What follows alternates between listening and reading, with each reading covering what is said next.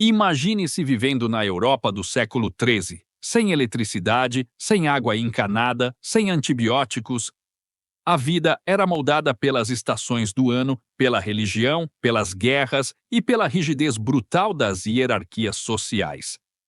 A Idade Média, que se estendeu aproximadamente do século V ao século XV, não foi apenas o cenário de cavaleiros e castelos dourados. De um lado, tínhamos os camponeses, a vasta maioria da população, vivendo de forma extremamente simples, trabalhando a terra de sol a sol, lutando contra a fome, as pragas e as arbitrariedades dos senhores feudais. Do outro lado, a nobreza e a realeza, que, apesar dos privilégios, também enfrentavam desafios, guerras constantes, alianças frágeis, doenças misteriosas e banquetes onde a comida nem sempre era tão segura quanto parecia. Hoje, vamos explorar todos os aspectos da vida medieval, como eles se alimentavam, como tratavam suas doenças. Spoiler, com métodos duvidosos para todos, do rei ao servo, como se vestiam, como se divertiam e como enfrentavam os altos e baixos de uma época em que até um simples banho podia ser considerado um ato de coragem. Prepare-se, a Idade Média real está prestes a começar. Sem censura, sem glamour excessivo e, claro, com algumas boas histórias pelo caminho. A alimentação medieval variava drasticamente de acordo com a classe social. Para os camponeses, a dieta era simples e repetitiva. O pão era o alimento básico, feito de cevada, centeio ou aveia, cereais mais resistentes que o trigo e, portanto, mais acessíveis. Este pão, pesado e escuro, muitas vezes era acompanhado por sopas ralas, mingaus e, ocasionalmente, legumes como nabos e cebolas. Carne era raríssima no prato dos camponeses. Quando aparecia, era geralmente carne salgada ou seca, conservada para durar o máximo possível. Peixes, especialmente em regiões próximas a rios, eram mais comuns, principalmente durante as frequentes épocas de jejum religioso, quando comer carne era proibido. A nobreza, por outro lado, tinha acesso a uma variedade muito maior de alimentos. As mesas dos castelos eram adornadas com carnes de caça, javalis, cervos e fazões eram pratos de prestígio.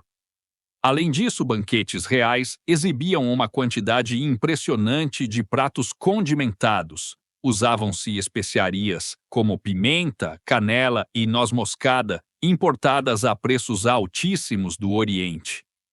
Mais do que realçar o sabor, as especiarias eram um símbolo de status. Quanto mais temperada a comida, mais poderoso e rico o anfitrião. Porém, nem tudo era um conto de fadas gastronômico. A conservação dos alimentos era precária, mesmo nos castelos.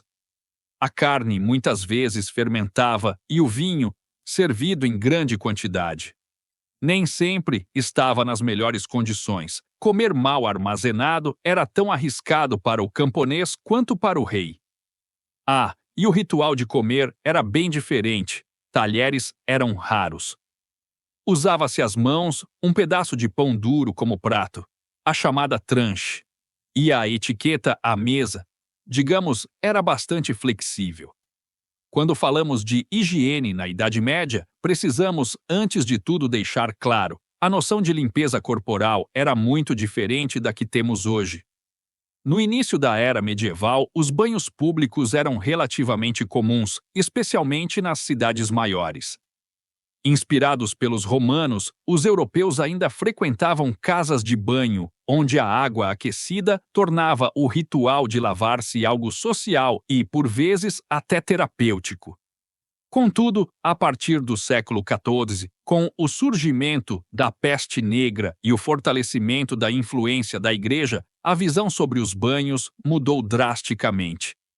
Acreditava-se que a água quente abria os poros e facilitava a entrada de doenças. Resultado: banhos se tornaram eventos raros, temidos e até mal vistos. Para os camponeses, a realidade era ainda mais crua. A maioria passava meses sem se banhar de verdade, contentando-se com rápidas lavagens de mãos e rosto em bacias de água, quando muito. Já entre a nobreza, embora o acesso à água fosse um pouco melhor, o hábito também decaiu. Era comum que os nobres disfarçassem odores usando roupas de linho trocadas com frequência e perfumes pesados à base de ervas e flores. Alguns reis ficaram famosos por seu desprendimento higiênico. Luís XIV da França, embora posterior à Idade Média, afirmava ter tomado apenas 2 banhos na vida inteira. E isso era motivo de orgulho. Cabelos eram tratados com pós de plantas e, ocasionalmente, untados com óleos aromáticos. Para dentes, o cuidado era rudimentar. Esfregar panos úmidos, mastigar raízes ou enxaguar a boca com vinagre eram métodos aceitos. Em resumo, cheiros fortes eram parte do cotidiano para reis e camponeses. Se você tivesse uma viagem no tempo para a Idade Média, melhor preparar o nariz. Se viver na Idade Média já era um desafio, adoecer era praticamente uma sentença de sofrimento para todos, do camponês mais humilde ao rei mais poderoso. A medicina medieval estava profundamente enraizada na teoria dos 4 humores herdada dos médicos da antiguidade, como Hipócrates e Galeno. Segundo essa teoria, o corpo humano era regido por 4 fluidos: sangue, fleuma, bile amarela e bile negra. Qualquer desequilíbrio entre eles causaria doenças. O tratamento: sangrias, ventosas, purgantes e eméticos. Basicamente, se você não estava doente, talvez ficasse após o tratamento. Entre os camponeses, o acesso aos cuidados médicos era quase inexistente. Curandeiros, parteiras e monges exerciam funções de médicos improvisados, usavam ervas, rezas e, às vezes, práticas supersticiosas, como amuletos ou orações específicas para afastar a doença. Na realeza e na nobreza, as coisas não eram tão diferentes, mas havia acesso a médicos formados, o que nem sempre era uma vantagem. As sangrias eram comuns. Um médico renomado podia recomendar que se retirasse sangue de um paciente várias vezes ao dia, na esperança de reequilibrar seus humores. Remédios caros, feitos de ouro em pó, pedras trituradas e substâncias exóticas também eram prescritos, embora fossem tão eficazes quanto rezar para que o mal passasse sozinho. Doenças como lepra, tuberculose, varíola e, claro, a terrível peste negra assolaram toda a população. A peste, que devastou a Europa no século XIV, matou entre 30% a 60% da população do continente, um impacto tão brutal que modificou toda a estrutura social. Sem conhecimento de bactérias ou vírus, as explicações para as epidemias variavam entre o castigo divino, o alinhamento dos planetas e o mau ar, o temido miasma. Em resumo, adoecer na Idade Média era um jogo de azar em que muitas vezes o melhor remédio era a força do próprio corpo e uma boa dose de sorte. Na Idade Média, o casamento era muito menos uma questão de amor e muito mais uma questão de estratégia, posição social e, claro, sobrevivência. Entre os camponeses, casamentos eram arranjados dentro das comunidades locais. Amor romântico raramente era o motivo principal. A preocupação real era unir terras, fortalecer laços de trabalho e garantir ajuda mútua na dura vida do campo. A idade para casar variava, mas era comum que meninas se casassem muito jovens, às vezes entre 12 e 14 anos, enquanto os rapazes costumavam esperar um pouco mais até terem condições mínimas de sustentar uma família. Já na nobreza, o casamento era uma ferramenta política poderosa. Alianças matrimoniais selavam tratados, encerravam guerras e ampliavam territórios. Muitas vezes, noivos nobres sequer se conheciam antes da cerimônia. E, diga-se de passagem, a ideia de consentimento era um conceito bastante flexível. Os casamentos reais eram eventos grandiosos. Banquetes, torneios e dias de festa marcavam essas uniões que raramente tinham espaço para sentimentos pessoais. Mesmo assim, documentos históricos revelam que, em certos casos, casais de nobres acabavam desenvolvendo o afeto, mas isso era mais uma exceção do que a regra. Dentro das famílias, a estrutura era patriarcal. O marido era o chefe da casa, a esposa cuidava dos afazeres domésticos, da educação dos filhos e, no caso das camponesas, ainda dividia o trabalho agrícola. A mortalidade infantil era altíssima e era comum que famílias tivessem muitos filhos, tanto pela necessidade de mão de obra quanto pela incerteza de sobrevivência. A Igreja Católica tinha grande influência nas regras matrimoniais. Casamentos deveriam ser monogâmicos e indissolúveis. Porém, entre os nobres, era prática comum manter amantes, o que muitas vezes era tolerado, ou, pelo menos, discretamente ignorado. Em resumo, para camponeses ou reis, casar era menos sobre viveram felizes para sempre e mais sobre vamos sobreviver juntos a este mundo imprevisível. A vida medieval era profundamente permeada pela religião e por crenças que hoje podem parecer, no mínimo, peculiares. O cristianismo, especialmente o católico romano, dominava todos os aspectos da existência. Desde o nascimento até a morte, tudo era ritualizado dentro das tradições religiosas. Missas diárias, jejuns, peregrinações e confissões moldavam o calendário das pessoas, tanto dos camponeses quanto da realeza. Para o camponês, a religião era um fio de esperança e proteção.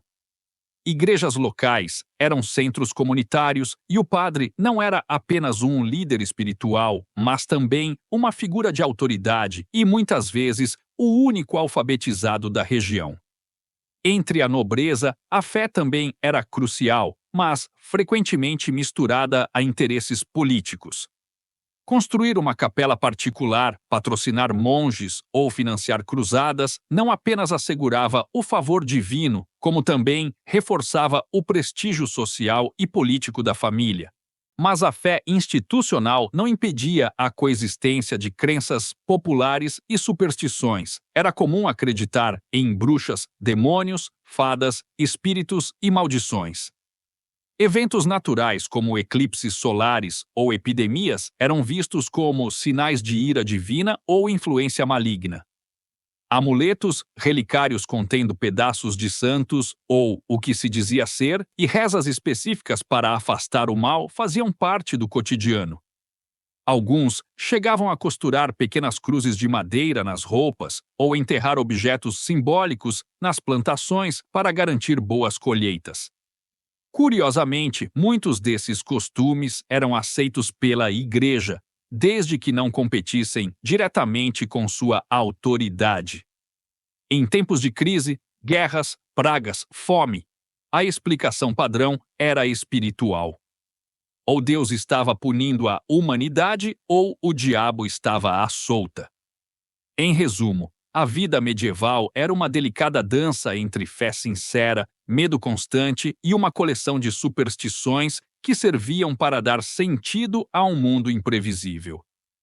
A vida cotidiana na Idade Média era intensamente marcada pelo trabalho, um trabalho duro, incessante e, para a maioria, absolutamente necessário para a simples sobrevivência. Para os camponeses, a rotina girava em torno do calendário agrícola. A cada estação, tarefas diferentes: semear, arar, colher, armazenar. Era um trabalho físico extenuante do nascer ao pôr do sol, com poucos dias de descanso, geralmente reservados para feriados religiosos. Além da agricultura, existiam ofícios específicos: ferreiros, padeiros, carpinteiros, curtidores de couro e, claro, os moleiros, que operavam os moinhos, essenciais para moer o grão em farinha. Esses trabalhadores formavam o que chamamos de vilas, pequenos centros onde a troca de serviços e produtos era vital para a comunidade. Entre a nobreza, o trabalho assumia outra forma. Um senhor feudal administrava terras e camponeses, coletando impostos e assegurando que sua posição social fosse mantida. Administrar um feudo era, sim, um trabalho, mas um trabalho de organização e poder, não de esforço físico. Os cavaleiros, por exemplo, passavam longos períodos treinando habilidades de combate, participando de torneios e, claro, servindo em campanhas militares quando convocados. Para as mulheres, a divisão era igualmente rígida. Camponesas cuidavam da casa, dos filhos e ajudavam no campo. Mulheres nobres eram responsáveis pela gestão doméstica dos castelos e pelas alianças sociais através de casamentos e redes de influência. O lazer, para quem podia se permitir, era escasso, mas existia. Camponeses celebravam festivais religiosos com músicas e danças simples. Nobres organizavam caçadas, banquetes, torneios de justas e jogos de tabuleiro como o xadrez. Vale lembrar que a vida era curta e imprevisível. Com a expectativa de vida média entre 30 e 40 anos, cada dia de trabalho era também uma luta silenciosa para garantir o amanhã. Em resumo, seja arando um campo ou governando um castelo, na Idade Média, o trabalho moldava a identidade de todos, do servo mais humilde ao rei mais poderoso. A justiça medieval era, para dizer de forma gentil, bastante direta e frequentemente brutal. As leis variavam muito de acordo com a região e a época, mas uma coisa era constante: o sistema jurídico era profundamente entrelaçado com a estrutura social e religiosa. Na maioria dos casos, justiça significava proteger a ordem estabelecida, isto é, manter camponeses obedientes, nobres poderosos e a igreja incontestável. Para os camponeses, os senhores feudais eram muitas vezes a primeira e última palavra em questões jurídicas. Disputas por terras, furtos, dívidas. Tudo podia ser resolvido localmente, muitas vezes, em audiências improvisadas nos pátios dos castelos ou nas praças das aldeias. A realeza e a alta nobreza tinham suas próprias cortes, onde o direito costumava ser mais formalizado. Mas isso não significava necessariamente mais justo. O favorecimento político, o suborno e as alianças pessoais tinham grande peso nos vereditos. Os métodos de julgamento também variavam. Havia os julgamentos por combate, onde se acreditava que Deus concederia a vitória ao inocente. Outra prática era o julgamento por ordalho. O acusado podia ser obrigado a carregar um ferro em brasa ou ser mergulhado em água fervente.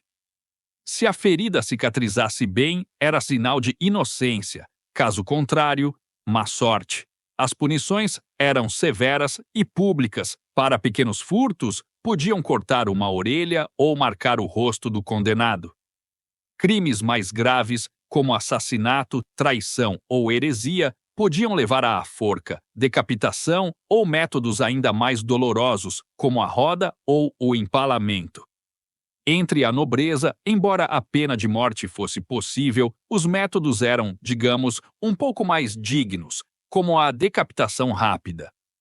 A exibição pública das punições servia não apenas para punir o culpado, mas para enviar uma mensagem clara à comunidade: obedecer era questão de vida ou morte. Em resumo, na Idade Média, justiça era rápida, pública e muitas vezes sangrenta. E a esperança de um julgamento justo dependia menos da verdade e mais de quem você era e de quem você conhecia. Ao mergulharmos no cotidiano da Idade Média, fica claro que este período foi muito mais complexo do que os estereótipos de castelos encantados e cavaleiros corajosos sugerem. Entre banhos raros, refeições simples ou extravagantes, curas duvidosas, roupas que falavam mais do que palavras, casamentos estratégicos e uma fé profundamente entrelaçada ao medo e à superstição, a vida medieval era uma dança delicada entre a luta pela sobrevivência e a tentativa constante de encontrar sentido em um mundo imprevisível. Seja lavrando a terra, governando feudos, temendo epidemias ou celebrando festas religiosas, camponeses e nobres compartilhavam algo fundamental: a vulnerabilidade diante de forças que mal compreendiam a natureza, a doença, a guerra e até mesmo a justiça. A Idade Média foi, acima de tudo, uma era humana, cheia de contradições, dúvida, fé e esperança. E talvez, ao olhar para trás, possamos entender melhor as raízes de muitos aspectos do nosso próprio mundo moderno. Afinal, embora hoje possamos tomar banhos diários, usar antibióticos e acessar informação em segundos, ainda carregamos em nós, de certa forma, o mesmo impulso medieval de buscar segurança, conexão e significado. Obrigado por viajar comigo nesta jornada pelo passado. Até a próxima!